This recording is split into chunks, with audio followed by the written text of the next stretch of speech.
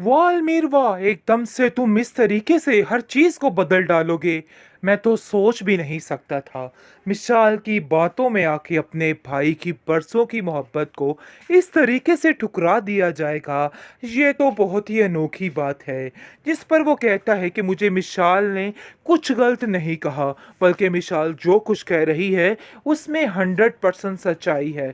आपने हमेशा हम लोगों पर इस तरीके का ही दबाव रखा है और चाहा है कि बस आप लोगों के अंडर हम रहें, लेकिन ऐसा नहीं होगा। महविश भाभी इस चीज़ के लिए हर वक्त हमें फोर्स करती रहती हैं कि उन लोगों की तरफ ही तवज्जो दी जाए और आप लोगों की बात ही सुनी जाए। मैं ऐसा हरगिज़ नहीं होने दे सकता। जिस पर आप देखेंगे कि कबीर कहता है कि तुम्हें शायद कोई गलतफ़हमी हुई है। अलमीर देखो ऐसे मत करो। मैं तुमसे बहुत प्यार करता हूँ और तुम्हें अलहदा करने का मैं सोच भी नहीं सकता। आखिर कैसी बातें कर रहे हो तुम? क्या तुम मुझे बता सकते हो कि क्या माजरा है? जिस पर महविश कहती है कि पता नहीं क्या बात है कबीर, कि ये अलमीर जो है बात-बात पर उखड़ी बात कर रहा है और हर चीज़ में मुझे ऐसा लग रहा है कि जैसे इसका दिमाग किसी ने बुरे तरीके से भरा हो। और वैसे भी मैं बड़े अच्छे तरीके से जानती हूँ कि इसका दिमाग किसने भरा है। इसलिए बेहतर यही है कि जो ऐसा करने की कोशिश कर रहा है, उसको चुप ही कर जाना चाहिए। मैं कतई इस चीज़ को बर्दाश्त नहीं करूँगी कि कोई मेरे बारे में या आपके बारे में फ़ज़ूल किस्म की बात करे। मैंने अपने कानों से ये बातें सुनी हैं कि वानिया भाभी आपके बारे में तरह-तरह की खोटी-खोटी बातें कर रही थी और कह रही थी कि ये सब कुछ करने वाला सिर्फ़ और सिर्फ़ कबीर भैया है और इसके अलावा कुछ नहीं है। जिस पर वो कहता है कि हो सकता है महविश तुम्हें कोई गलतफ़हमी हुई हो सकता है ऐसा कुछ भी ना हो। लेकिन वो यकीन दहानी कराती है और कहती है कि मुझे कोई गलतफ़हमी नहीं हुई। आगे से आप देखेंगे कि फरी भी आ जाती है और कहती है कि मैंने भी बारहा अपने कानों से सुना है, वानिया भाभी मिसाल को खिलाफ करके कुछ ना कुछ ऐसी बात कर रही होती हैं, जिसकी वजह से माहौल काफ़ी डिस्टर्ब हो जाता है।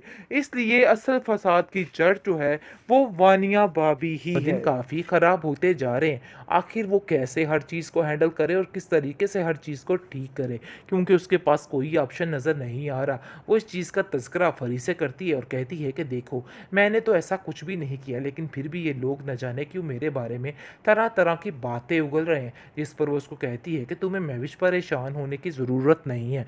हम सब जानते हैं कि तुम किस तरह की हो, इसलिए इन सब की बातों को दिल पे मत लो। ये लोग इस काबिल नहीं है कि इन लोगों की बातों को दिल पे सवार किया जाए। ये सब कुछ किया धरा वानिया भाभी का है और वानिया भाभी ही करवा रही हैं। मुझे इन सब चीज़ों की बड़े अच्छे तरीके से समझ आ चुकी है। लेकिन जी आप देखेंगे कि वो कहती है कि लेकिन ये तरीकाकार तो बिल्कुल गलत है। मुझे ये बात बिल्कुल समझ नहीं आ रही। पर ये कहती है कि तुम्हें परेशान होने की कोई भी ज़रूरत नहीं है।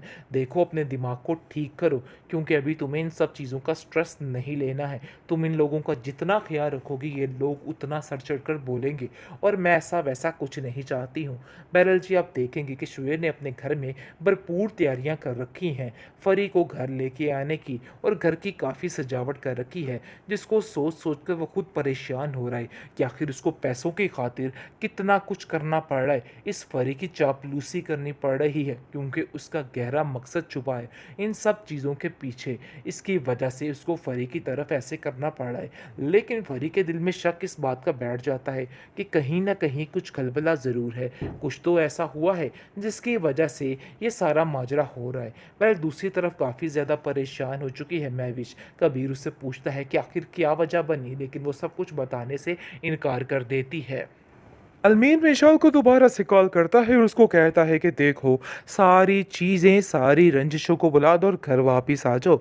जो कुछ तुम चाह रही हो ऐसा नहीं हो सकता है। लेकिन जी आप देखेंगे कि साफ साफ मिसाल भी कह देती है कि नहीं, अगर तुम ऐसा समझ रहे हो तो ऐसा कुछ नहीं। अपने बड़े भैया के रूल्स को ख़त्म करो और जैसा जैसा मैं कह रही हूँ वैसा करते जाओ। लेकिन जी आप देखेंगे अलमीर तो सही रहता, लेकिन ये औरत यानी कि वानिया, ये सारे तमाशे करके हर चीज़ को तबाह करने की कोशिश कर रही है, बल्कि सारा कुछ करने धरने वाली ही ये है। मिशाल के ज़हन में सारा फितूर डालने वाली और अलमीर के ज़हन में कबीर के खिलाफ हर चीज़ को करने वाली सिर्फ़ और सिर्फ़ ये है। वो अलमीर का दिमाग इतने बुरे तरीके से बह रही है और कहती है कि मुझे तो ऐसा लगता है कि जैसे ये सब कुछ करने वाली सिर्फ़ और सिर्फ़ ये महविश ही है, क्योंकि ये बहुत ही चालाक औरत है। तुम नहीं समझ रहे अलमीर कि किस तरीके से इसने पूरे घर को अपने कंट्रोल में कर रखा है। देखो, अगर तुम्हें अपना घर बचाना है तो तुम्हें इस डिमांड को पूरा करना होगा, वरना तुम्हारे लिए बहुत मुश्किल हो जाएगी और मैं तुम्हारे लिए कोई मुश्किल नहीं देखना चाहती हूँ। जिस पर आप देखेंगे कि वो साफ-साफ कबीर से करीब कहने वाला है कि देखिए, मैं आपसे सिर्फ़ इतनी डिमांड करता हूँ कि मेरे हिस्से की हर चीज़ मुझे दे दी जाए, ताकि मिशाल खुश रह सके। वो आपके साथ बिल्कुल भी कंफर्टेबल नहीं है। जिसको सुनकर कबीर कहता है कि मैंने आप लोगों पे किस दिन सख्ती की है? मुझे बताओ, अगर महविश ने या मैंने तुम लोगों को कभी कुछ गलत कहा हो, लेकिन इसके बावजूद आप लोग ऊपर हमारे सर पे चढ़ के बोलने लग गए हो। पहल जी, आप देखेंगे कि महविश काफ़ी हैरान होती है और कहती है कि आखिर ये क्या मामला बन रहा है, मुझे तो घर की कुछ समझ नहीं आ रही है। लेकिन जी, आप देखेंगे कि जैसे ही तसल्ली देने के लिए महविश अलमीर के पास जाती है, अलमीर उसको ज़लील कर देता है और कहता है कि आप हमारे घर में खड़ी होकर हमारी ही चोरी बातें सुन रही हैं। अगर आप ऐसा कैसे कर सकती हैं? मैं कबीर भाई से पूछता हूँ जाकर के आखिर ये क्या माजरा है? क्यों आपने इनको हमारी टो लेने के लिए खड़ा किया हुआ है? जिस पर वो कहती है कि मैंने ऐसा कुछ भी नहीं किया है। ये सरासर तुम्हें वहमो-गुमान है, इसके अलावा और कुछ नहीं है।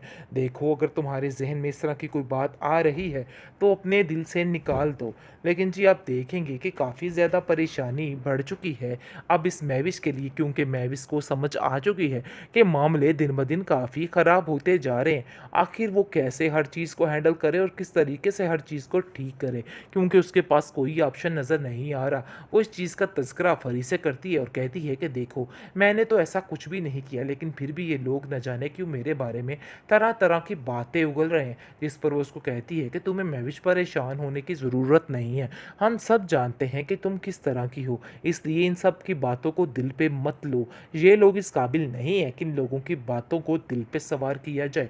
ये सब कुछ किया धरा वानिया भाभी का है और वानिया भाभी ही करवा रही हैं। मुझे इन सब चीज़ों की बड़े अच्छे तरीके से समझ आ चुकी है। लेकिन जी, आप देखेंगे कि वो कहती है कि लेकिन ये तरीकाकार तो बिल्कुल गलत है। मुझे ये बात बिल्कुल समझ नहीं आ रही। परी कहती है कि तुम्हें परेशान होने की कोई भी ज़रूरत नहीं है। देखो, अपने दिमाग को ठीक करो, क्योंकि अभी तुम्हें इन सब चीज़ों का स्ट्रेस नहीं लेना है। तुम इन लोगों का जितना ख्याल रखोगी, ये लोग उतना सर चढ़कर बोलेंगे और मैं ऐसा वैसा कुछ नहीं चाहती हूँ। बहरहाल जी, आप देखेंगे कि शुएब ने अपने घर में भरपूर तैयारियां कर रखी हैं फरी को घर लेके आने की, और घर की काफ़ी सजावट कर रखी है, जिसको सोच सोच कर वो खुद परेशान हो रहा है कि आखिर उसको पैसों की खातिर कितना कुछ करना पड़ रहा है। इस फरी की चापलूसी करनी पड़ रही है, क्योंकि उसका गहरा मकसद छुपा है इन सब चीज़ों के पीछे। इसकी वजह से उसको फरी की तरफ ऐसे करना पड़ रहा है। लेकिन फरी के दिल में शक इस बात का बैठ जाता है कि कहीं ना कहीं कुछ खलबला ज़रूर है, कुछ तो ऐसा हुआ है जिसकी वजह से ये सारा माजरा हो रहा है। वह दूसरी तरफ काफ़ी ज़्यादा परेशान हो चुकी है महविश। कबीर उससे पूछता है कि आखिर क्या वजह बनी, लेकिन वो सब कुछ बताने से इनकार कर देती है।